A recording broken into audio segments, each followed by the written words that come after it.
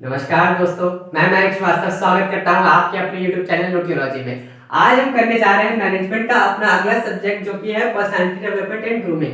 देखिए, ये सब्जेक्ट आपके लिए भी नया है और जब मैं पढ़ रहा था तो मेरे लिए भी नया था। तो इस सब्जेक्ट के रिगार्डिंग मैं आपको एक सजेशन दूंगा कि जो बाकी सब्जेक्ट्स हैं, स्पेशली मैनेजमेंट में या कई सारे सब्जेक्ट हैं जो हम जब पढ़ते हैं तो वो काफी बोरिंग लगता है, बट ये एक ऐसा सब्जेक्ट है मेरे नजरिए के हिसाब से, ये एक ऐसा सब्जेक्ट है जो आप जब पढ़ेंगे तो काफी इंटरेस्टिंग लगेगा और अगर अच्छे से मतलब पढ़ते पढ़ते साथ में उसको समझते हुए चलेंगे तो आपकी स्किल्स में काम आएगा एंड आपकी पर्सनैलिटी को भी काफी डेवलप करेगा, जैसे कि नाम ही है पर्सनैलिटी डेवलपमेंट एंड ग्रूमिंग। ठीक है, तो स्टार्ट करते हैं। देखिए, मैनेजमेंट का सब्जेक्ट है तो आपको पता होगा कि मैनेजमेंट का कोई भी सब्जेक्ट पढ़ रहे हैं तो उसमें हमें किसी ऑथर की डेफिनेशन पता होनी चाहिए। तो फ्रेड लुथर्स ने एक डेफिनेशन दी थी पर्सनैलिटी की, 4 लाइन की डेफिनेशन। मैं आपको इसको पॉइंट्स में बताऊंगा, ठीक है। तो पहला मैं स्टार्ट करता हूं। पहला point, personality means how a person affects others. मतलब कोई इंडिविजुअल पर्सन है वो दूसरों पे कैसा इफेक्ट डालता है वो उसकी पर्सनैलिटी होती है, ठीक है। ये पहली चीज हो गई। दूसरी चीज आती है and how he understand and views himself as well as the pattern of inner and outer traits. मतलब वो जो इंडिविजुअल है जो दूसरों पे अपनी पर्सनैलिटी के मतलब अपनी पर्सनैलिटी से इफेक्ट कर रहा है, दूसरों को अपनी पर्सनैलिटी से इफेक्ट कर रहा है, वो दूसरों को अपने आसपास का एनवायरनमेंट वो उसे किस तरीके से देखता है कि मतलब मेरे आसपास अपॉर्चुनिटीज हैं या मेरे आसपास अपॉर्चुनिटीज नहीं है, मेरे आसपास के लोग अच्छे हैं, आसपास के लोग अच्छे नहीं हैं, ये सारी चीजें। उसके बाद as well as the pattern of inner and outer traits, मतलब वही जो मैंने बताया कि मेरे आसपास के लोग कैसे हैं और मैं कैसा हूं, ठीक है। उसके बाद आता है and the person situation interaction. Person situation interaction का मतलब क्या है कि कौन सी सिचुएशन में वो कैसा बिहेव करता है, वो भी उसकी पर्सनैलिटी बताती है, ठीक है। जैसे मतलब मान के चलिए कोई बेकार सिचुएशन है तो उसमें हम ऐसे गिव अप करके बैठ जाएंगे, या फिर कोई बेकार सिचुएशन है उसमें हम सोच रहे हैं कि कोई बात नहीं, आज बेकार सिचुएशन है कल अच्छी सिचुएशन आएगी। तो ये सारी चीजें पर्सनैलिटी हमारी डिनोट करती है। तो देखिए, अभी तक हमने देखा कि पर्सनैलिटी क्या होती है, पर्सनैलिटी के बारे में जाना। अब बात करते हैं पर्सनैलिटी का नेचर। नेचर ऑफ पर्सनैलिटी क्या होता है? तो ये 6 पॉइंट्स है जो कि डिस्क्राइब करते हैं what is the nature of personality. पहला पॉइंट आता है human behaviour is composed of acts. Human behaviour is composed of acts मतलब ह्यूमन बिहेवियर मतलब पर्सनैलिटी है यहाँ पे। तो हम जो चीजें करते हैं, जो जो एक्शंस हैं होते हैं हमारे, वही डिनोट करता है कि हमारी पर्सनैलिटी कैसी है, ठीक है।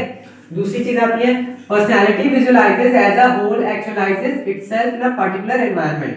देखिए, मतलब क्या है कि कोई एक पर्टिकुलर एनवायरनमेंट है उसमें आप अपने, जैसे मान के चलिए जो कोई पर्टिकुलर एनवायरनमेंट है, ये उसके अंदर ये लोग हैं, ठीक है। किसी के पास जॉब है, किसी के पास जॉब नहीं है, कोई अच्छा है, कोई बुरा है, कोई अमीर है, कोई गरीब है, ठीक है। और उसमें आता है वो इंडिविजुअल। अब इन सारे लोगों में वो अपने आप को कैसे देखता है, वो चीज डिटरमाइन करती है, सॉरी वो चीज डिफाइन करती है ये पॉइंट। क्या? Personality visualises as a whole actualises itself in a particular environment. क्या आप एक पर्टिकुलर एनवायरनमेंट में अपने आप को कैसे देखते हैं, ठीक है। अगला आता है distinguished by self consistency. Self consistency मतलब आपके जो भी एक्शंस हैं, मतलब जैसे फॉर एग्जांपल आप कोई अच्छा काम कर रहे हैं, किसी गोल की तरफ बढ़ रहे हैं, कोई हर हर दिन कोई अच्छी चीज कर रहे हैं, वेल ग्रूम होके कर रहे हैं, मतलब जितने भी आपके जो भी डेली के एक्शंस हैं वो सारे अच्छे एक्शंस हैं, ठीक है। पॉजिटिव एक्शंस से पॉजिटिव वाइब्स देते हैं, आपका स्किल डेवलप करते हैं, आपकी पर्सनैलिटी को डेवलप करते हैं। तो वही चीज जितनी कंसिस्टेंट होती है उसी हिसाब से आपकी पर्सनैलिटी भी ग्रो होती जाती है, ठीक है। तो वही आता है कि डिस्टिंग्विश्ड बाय सेल्फ कंसिस्टेंसी। मतलब ऐसा नहीं है कि मैंने आज कोई अच्छा काम किया, आज एकदम अच्छे से मान के चलिए एग्जाम्पल के तौर पे आपको कहूँ, हाँ मैं ऑफिस जा रहा हूँ और मैं ऐसे इनफॉर्मल कपड़ों में चप्पल पहन के चला जाऊँ तो ये पर्सनैलिटी पे इफेक्ट करेगा ना, पर्सनैलिटी पे इफेक्ट करेगा एज वेल एज मेरे बिहेवियर पे, सॉरी मेरे अपीयरेंस पे इफेक्ट करेगा। हो सकता है कि ऑफिस का बॉस मुझे कहते कि भैया घर पे बैठो कल से आना ही नहीं, और उसी की जगह मैं रोज अच्छे कपड़े पहन के जाऊँ, फॉर्मल अपीयरेंस पे जाऊँ, तो ये सारी चीजें पर्सनैलिटी को डिनोट करती हैं। उसके बाद आता है forms a time integrating structure. Form, ये स्ट्रक्चर को मैंने शॉर्ट में लिखा है। टाइम इंटीग्रेटिंग मतलब देखिए आपकी पर्सनैलिटी जो है वो टाइम के साथ डेवलप होती ही रहती है। आप जो सबसे मेन चीज है आपके एक्शंस, आप टाइम टू टाइम जो जो एक्शंस कर रहे हैं उन्हीं एक्शंस के हिसाब से आपकी पर्सनैलिटी जो है वो डेवलप होती रहेगी, ठीक है। दूसरा आ रहा है, नेक्स्ट आता है गोल डायरेक्टेड बिहेवियर। गोल डायरेक्टेड बिहेवियर मतलब देखिए फॉर एग्जांपल अगर मैं आपसे कहूं, दो चीजें लेते हैं, ठीक है। एक को ले लेते हैं हम लोग पॉप आर्टिस्ट, जो पॉप म्यूजिक होता है उसका आर्टिस्ट ले लेते हैं, ठीक है।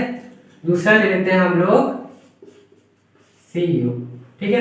ये दो प्रोफेशन है, प्रोफेशन नहीं कहेंगे, मतलब एक तरीके से कहें दो अलग अलग चीजें हैं, दो अलग अलग फील्ड्स हैं, फील्ड कह सकते हैं, ठीक है, क्योंकि पॉप आर्टिस्ट तो कोई प्रोफेशन है नहीं, तो ये दो अलग अलग फील्ड्स हैं।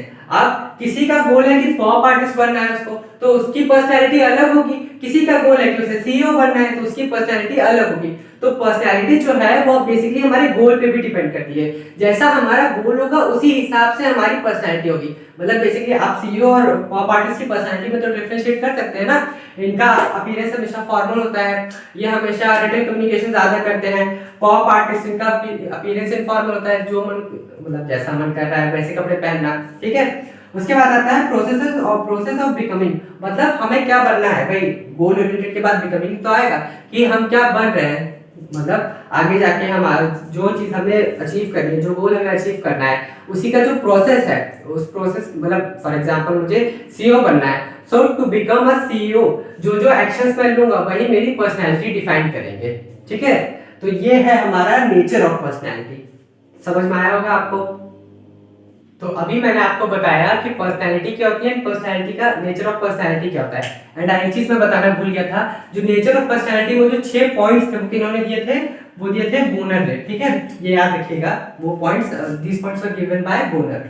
अब बात करते हैं जो पर्सनैलिटी हमारी डेवलप होती है वो कैसे होती है, उसके क्या डिटरमिनेंट्स होते हैं, मतलब क्या क्या क्या रीजंस होते हैं, ये क्या क्या डिटरमिनेंट्स होते हैं, किन किन कारणों से हमारी पर्सनैलिटी जो है वो डेवलप होती है। तो basically there are two main determinants, पहला है हमारा हेरिडिटी, दूसरा है एनवायरनमेंट, ठीक है। डायग्राम के वैसे ही बेस्ट समझ में आएगा।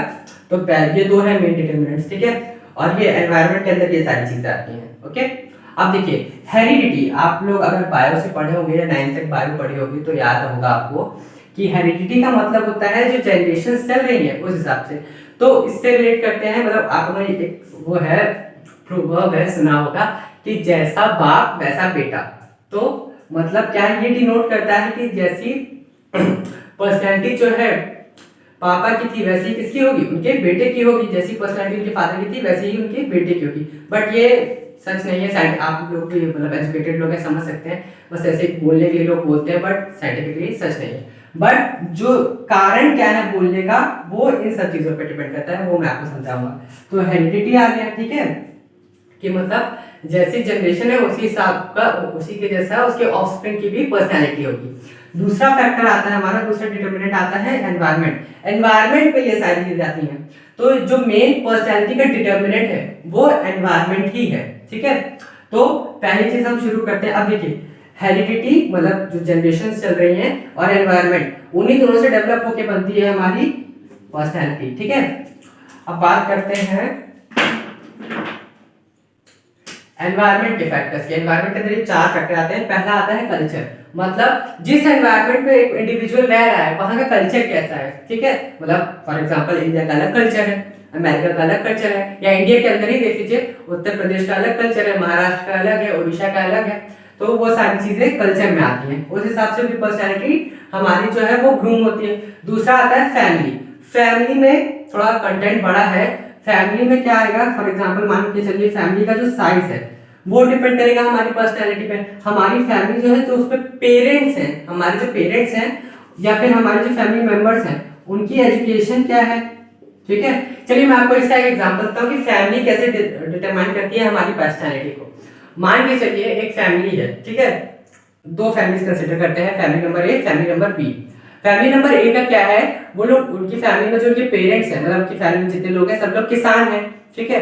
वो क्या करते हैं, उनका मतलब मानना है, माइंडसेट ये बना हुआ है कि हमें खेती करनी है, अनाज को उगाना है और मार्केट में जाके बेच देना है, और उससे जो हम कमा रहे हैं उसी से हमें घर चलाना है। और जो उनका मतलब ऑफस्प्रिंग आया, जो उनका बेटा पैदा हुआ, वो भी जब 10-12 साल का हो गया तो उसके पापा उसे खेत में ले जाने लगे, उनको भी उसका भी माइंडसेट उन्होंने ऐसे ही डेवलप करा दिया। ये थी हमारी फैमिली ए। दूसरा एक एग्जांपल लेते हैं फैमिली बी का। फैमिली बी में क्या है, मान के चलिए एक फैमिली है, उसमें कोई डॉक्टर है, मतलब पापा डॉक्टर है, पापा के भाई जो चाचा जी हैं वो इंजीनियर है, या फिर कोई क्रिकेटर है, ठीक है, कोई स्पोर्ट्समैन है, कुछ भी कह सकते हैं। या फिर मतलब उनका जो माइंडसेट है वो ये है कि आपको जो अच्छा लग रहा है, जो चीज आपको पसंद है, चाहे आपको सिंगर बनना है, चाहे आपको डॉक्टर बनना है, चाहे आपको नीरज चोपड़ा बनना है, जो बनना है, रोनाल्डो बनना है, जाके बनिए, कोई प्रॉब्लम नहीं है। तो दोनों का माइंडसेट अलग है ना।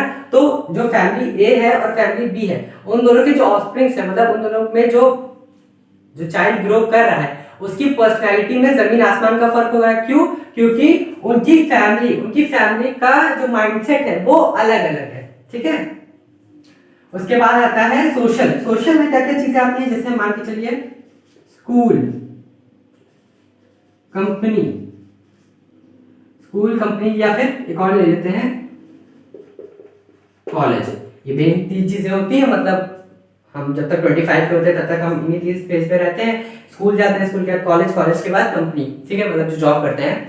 तो देखिए स्कूल में हमें क्या सिखाया जा रहा है, कैसी मोरल वैल्यूज दी जा रही है, कैसी एथिक्स सिखाई जा रही है। जो टीचर है, जो आपको पढ़ा रहा है, वो किस तरीके से बिहेव कर रहा है। क्योंकि देखिए स्कूल में जब हम जाते हैं तो मेन आइडियल मतलब जैसे कहा जाए, जो हमारा माइंडसेट रहता है कि सबसे ज्यादा नॉलेज किसको है, जो टीचर हमें सामने पढ़ा रहा है। मम्मी पापा भी ये बोलते हैं कि जो टीचर पढ़ा रहा है उसे सुनो।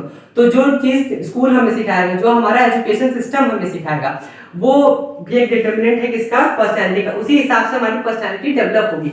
वही सेम चीज कॉलेज में होती है, वही सेम चीज कंपनी में होती है। कंपनी में कैसे, कंपनी का जो कल्चर है, मतलब फॉर एग्जांपल कंपनी का जो कल्चर है, मतलब कंपनी में कैसे कैसे चीजें फॉलो होती है, किस हिसाब से छुट्टी ली जाती है, क्या टाइमिंग होती है, उसी हिसाब से हमारी पर्सनैलिटी भी डेवलप होगी। ठीक है, मतलब कंपनी में अपीयरेंस कैसा रखना है, ये सारी चीजें। उसके बाद आता है सिचुएशनल मतलब एक्सपीरियंस। हम कैसी कैसी सिचुएशन से होके गुजरे हैं, कैसी कैसी सिचुएशन हमने फेस किए, कैसे कैसे एक्सपीरियंसेस हैं हमारे पास, ये सारी चीजें भी किसको डिटरमाइन करते हैं, हमारी पर्सनैलिटी को। तो बेसिकली देखा जाए तो ये हेरिडिटी वाला फैक्टर मैंने आपको इसलिए बताया क्योंकि जो पेरेंट्स की सोच होगी उसका थोड़ा सा तो पॉइंट आएगा ना, मतलब उनके ऑफस्प्रिंग की सोच में। क्योंकि बचपन से जो बच्चा ग्रो कर रहा होता है, जीरो से नहीं, मान के चलिए जब वो बोलना स्टार्ट करता है, चीजें समझना स्टार्ट करता है 5 से 15 की एज में। हाँ, इतनी एज में तो वो अपने पेरेंट्स के साथ ही रहता है ना ज्यादातर। मतलब ना ही बाहर की दुनिया देखता है, ना ही जॉब करता है, स्कूल जाता है और पेरेंट्स के साथ रहता है। तो जो चीजें पेरेंट्स का जो माइंडसेट होगा, वो बच्चा तो थोड़ा थोड़ा ऑब्जर्व करेगा ही ना, और उसको एब्जॉर्ब भी करेगा। तो हेरिडिटी एंड एनवायरनमेंट, ये दोनों चीजें होती है किस चीज का फैक्टर, किस चीज का डिटरमिनेंट, पर्सनैलिटी का। इन्हीं दोनों चीजों से जैसी हेरिडिटी होगी, जैसा एनवायरनमेंट होगा, उसी हिसाब से इंडिविजुअल की पर्सनैलिटी बनेगी। ठीक है, तो ये था पर्सनैलिटी का लेक्चर। आपको अच्छा तो लगा ही होगा, तो चैनल को सब्सक्राइब करिएगा, वीडियो को लाइक करिएगा और अपने फ्रेंड्स के साथ शेयर करिएगा। नमस्कार, मिलते हैं नेक्स्ट वीडियो में।